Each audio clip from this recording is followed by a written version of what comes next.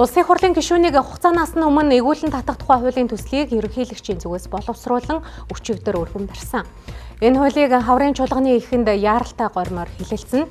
Тэгвэл тойргоос сонгогдсон гишүүдийн зүгээс дэмжих хандлагатай бол намын жагсаалтаар сонгогдсон гишүүдийн зүгээс сайтар бодолцох ёстой гэдэг байр суурийг илэрхийлж байгаа.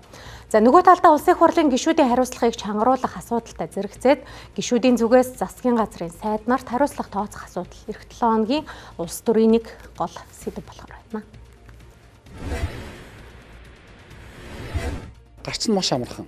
Өөрсдөө битгий ёс зүйн асуудал үүсэг. Өөрсдөө битгий хулгайлан өөрт холбогд чин шударгаар үндсэн хуулинд өргөсөн тангахтай үнэнч бай. Ийм л зарчим шүү дээ. Тэр би ерөнхийлөгчийн хуулийг бол дэмжиж байгаа. Их хурлын гишүүн угаасаа манай эрх зүйн орчинд хариуцлага хүлээх үндэслэл маш муутай байгаа.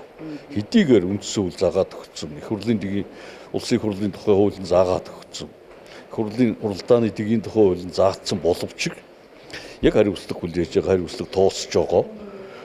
Энэ асуудал бол амьдралдаар ер нь явагдахгүй байгаа учраас би зарчмын үед ийм хуулийн төсөл өргөн барьсан зөв гэж бодож байгаа. Дүр эсгсэн хариуцлага тооцох байдал ч юм үүсчихвээ.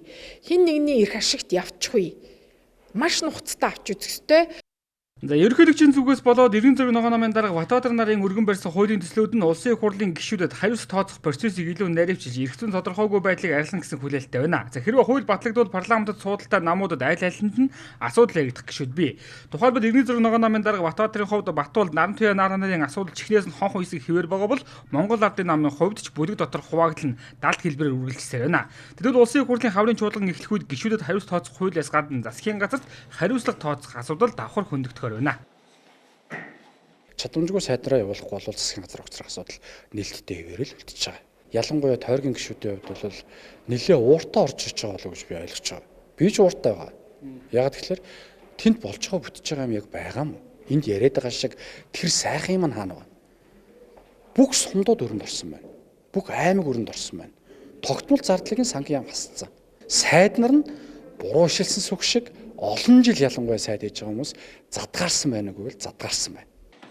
Зэйхүү Монгол Ардын намын гишүүд ч засгийн газрын үйл ажиллагаа хурцаар шүүмжиж эхлээд байна. Түүнчлэн оюун эрдэнэч цаашид чимээгүй суухгүй гэдгийг илэрхийлж байгаа билээ. Үүнээс үзэхэд улсын хурлд Монгол Ардын намын бүлэг дотор хагарал хуваагдал үргэлжилсээр байгаа нь илэрхий байна.